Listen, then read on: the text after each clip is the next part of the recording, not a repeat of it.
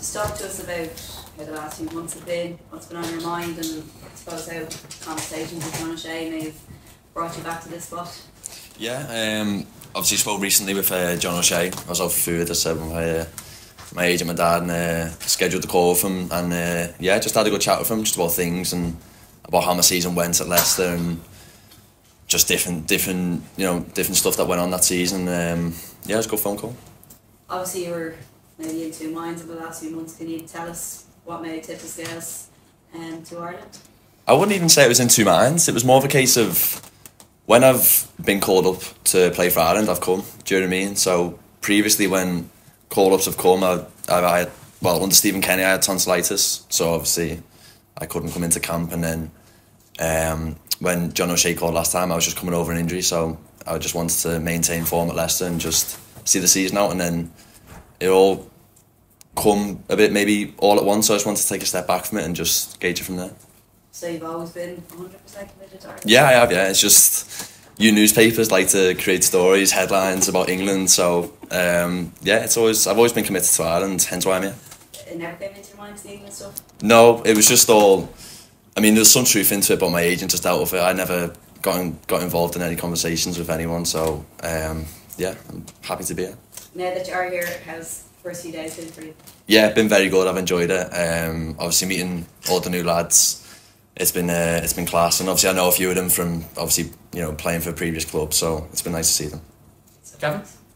Tom, did Gartek or Carsey talk to your agent even about it, or the reports did sound like there was interest from? Yeah, I think it was more Lee Carsey spoke to my agent, but I didn't speak to anyone. I didn't speak to Lee Carsey or Gareth Southgate, no. And when you hear something like that, it's a massive compliment to have two football nations looking for your player from. Did you have to think about it? I suppose it's something you do have to think about just because of like the scenario, but it never really entered my head as if I'm going to pick one or the other. It was more of just taking a step back from it and looking at the situation and just going from there. And how's your season been for Leicester? I know you haven't been in the team, but you're up to the Premier League.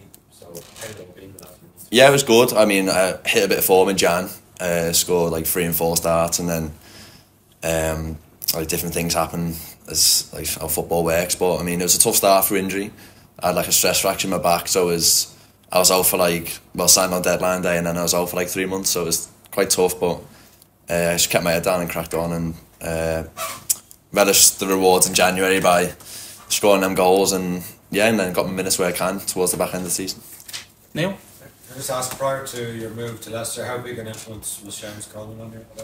Oh, massive. I mean, I'm sure any young lad will tell you Seamus is right up with the best of people. I mean, he's an absolute top fella, an even better player, and to have someone like that when you're coming in as a young lad's massive, to just put your arm around you and just tell you what's what, and it's crucial.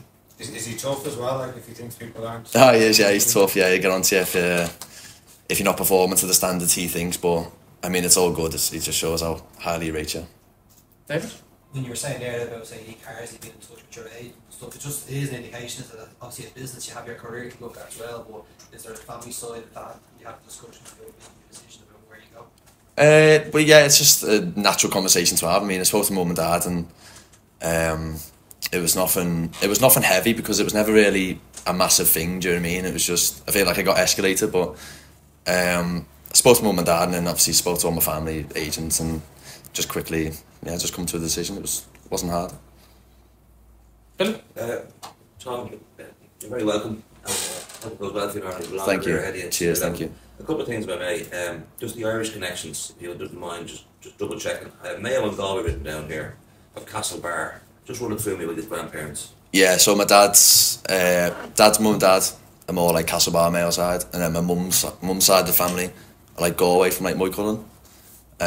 So every summer, as I can remember from a kid, I'd mainly visit my dad's side, more like Castlebar Mayo, because that's where cousins live. So we'd go over every summer.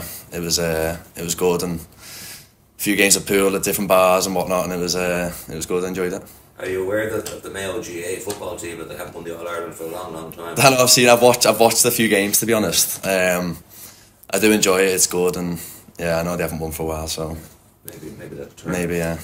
And would you, Would you plan to go back there this summer as well? Have you any plans back there? Yeah. I tend to come over every summer because my nan is in Mayo, and I tend to like go over and visit. Like, she's in a care home, so I tend to come over with like my dad and my mum and my brothers and sister, and we go over and see her and then spend some time with the family. So yeah, it's always good to come over. Very, very happy.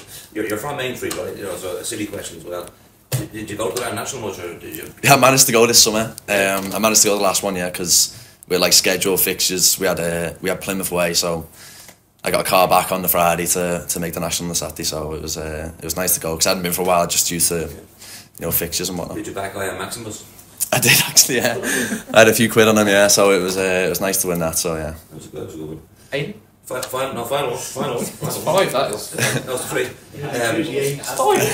No, just this is actually probably more related to the Leicester situation. But Maresco looks like he's gone. Is he gone to your manager? Is he? Looks like he's gone. I don't know if he's actually. Anything about what's happened there? No, I haven't heard. No, nothing. No, I haven't heard none. They could, but he obviously saw something in you. So the new manager. It might do. Yeah, just have to go back in pre-season, see what happens. I mean, we haven't announced a new manager yet. Nothing. So I don't know. And you know the pre-season plans? Or you haven't got them yet? No, I haven't got them. No. Thank you. Sorry.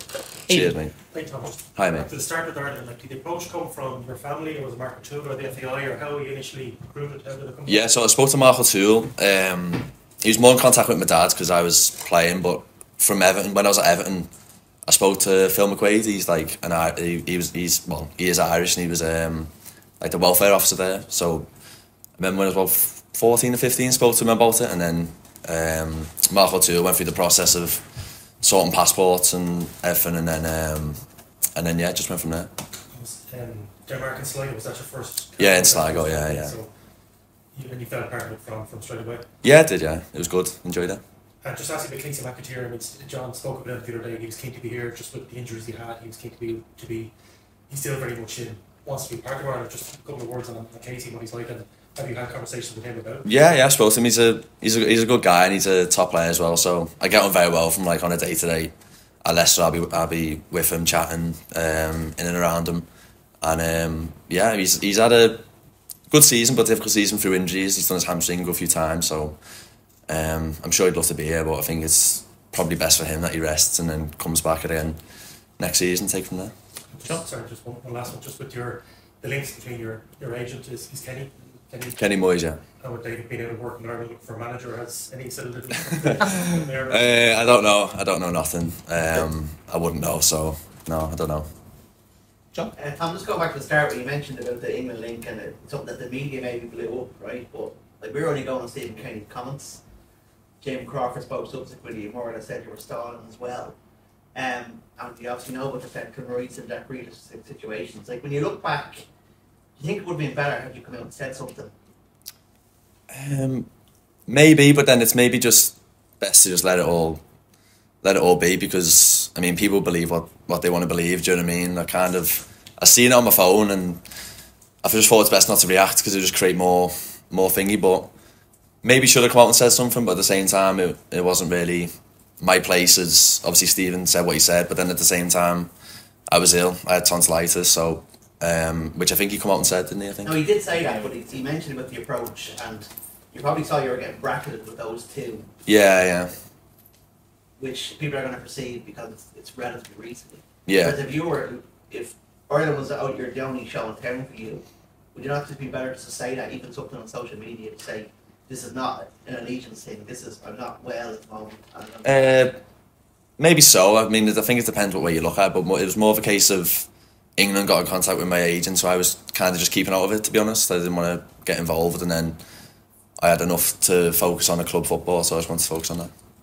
I think you're going to be capped out for Ireland if you play against England on September 7th, which is something I'd say you'd really like to. Oh, hopefully I'm playing against England. Yeah. Thanks, good last one, Tom. Sorry, you're a good talker. What are your ambitions in this window and your ambitions going forward for Ireland? Just to get as many caps as I can. I mean, hopefully I make my debut against either Hungary or Portugal, and then just show the Ireland fans what I can do and show I'm committed. Really, I want to be here, so I'm just looking forward to the 2 games and showing everyone what I can do. Excellent stuff. Thank you.